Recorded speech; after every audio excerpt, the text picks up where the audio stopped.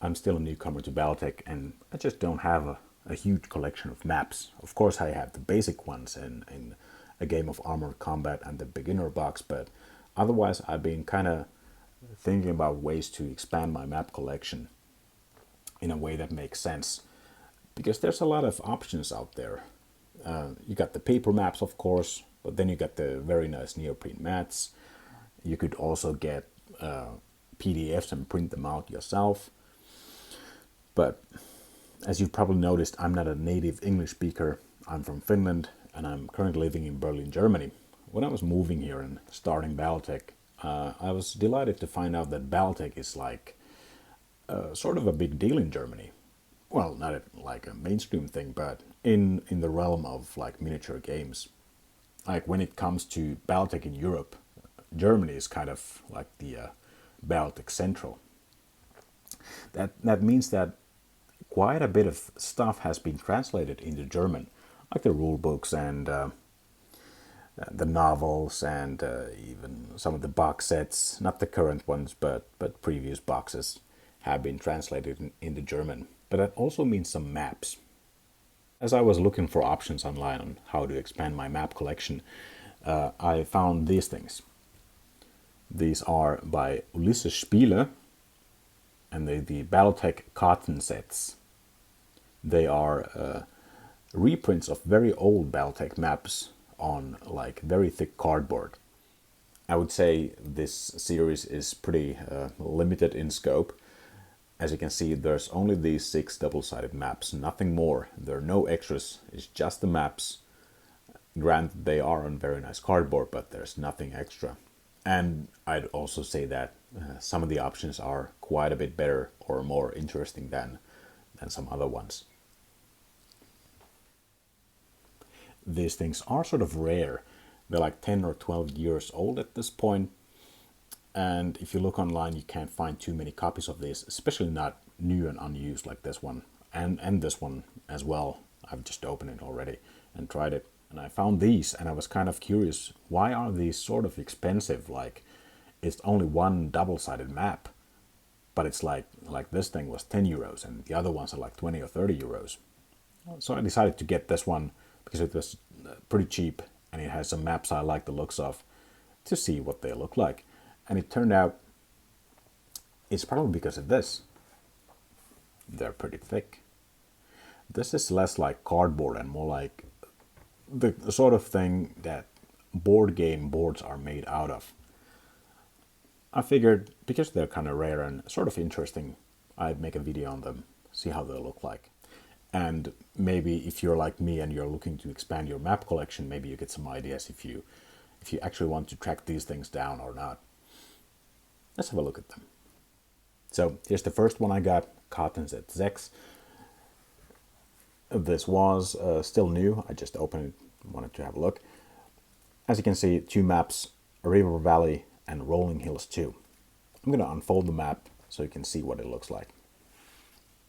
So on one side we got River Valley, sort of a map with some elevation changes. We got a hill here, level 5, level 3, level 2, and a river running through it, and some very thick woods here with some heavy woods.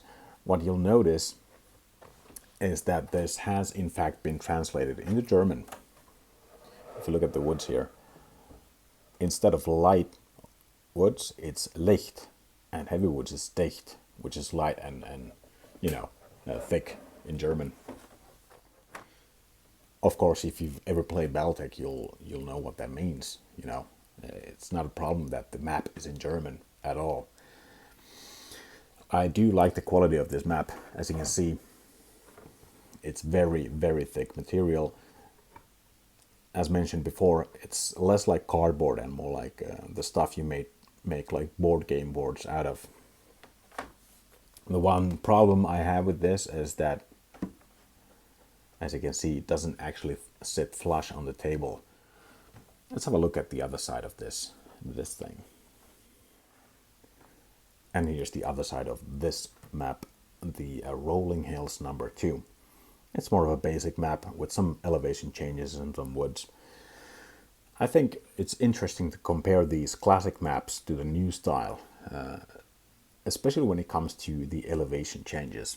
As you can see in these old maps, elevation changes are of course marked with level 1, level 2 and so on, but there's also this line that goes and shows where you got the elevation changes, and you kind of have to be careful because, for example, this hex here is mostly not inside the line, but it's still level 1, so you have to be kind of careful. The new ones are very clear on where the elevation changes, like all of the graphics are contained in the hex, so it's very clear that this one is level 0 and this one is level 1. Of course, you can always look at the markings here, level 1. It's always very clear. The old maps aren't quite as clear. We got the same problem as on the other side. It doesn't really sit exactly flat on the table, but you know, maybe this will straighten it out as I use it. Something that I think is really nice about these maps is that you aren't gonna have this problem. I'm still a new player and I haven't played that many games of BattleTech on my maps, but I'm still already seeing some wear and tear on the fold lines here. I think these maps aren't going to have that much of a problem on that. Maybe on the other side, but you know, it's going to hold together for a long while. Let's have a look at the other one. And here's the other one I got, the Kartenset 1. As you can see, we got Battleforce and Scattered Woods. What I do appreciate about these maps in particular is that they all, if they have rivers, they all go into the middle of the map. Because, for example, here, if we compare to this one, this map also has a river that goes to the middle. So you can theoretically put these maps next to each other and it doesn't break the river. Anyway, let's open this bad boy up and see what this map looks like. And here is the unfolded map again. I'd say this is very old school. As you can see, there's barely any texturing on the hexes here. The river is also very untextured. But, you know, it's a very basic map. You get some elevation here. The river, of course, running through it, as mentioned in the middle here. And some, you know, scattered woods, of course, as per its name. Very basic map, very usable, I'd say. Let's have a look at the other one. And here is the Battleforce map. It's a little bit more advanced, I guess. Got some texture on the axis here. You can definitely see an improvement in how the elevation looks like here. It's not just lines anymore, it's actually like mountains and stuff. We've got some rough terrain here. It says unwegsam in German. It's some Licht and Dicht forests. And of course some water here, marked with tief 1, which means deep. Unfortunately, this map has the same problem as the other one. It does not sit flush on the table. Again, I think if I use these maps a lot, maybe it'll straighten it out. Oh yeah, I also want to show you that, of course, these old maps are still perfectly usable with the current ones. The new ones, it's the same hex size. You should be able to play here just fine. Here is a brand new, just painted Vindicator. So, the already somewhat rare German Ulisses Spiele Kartensets.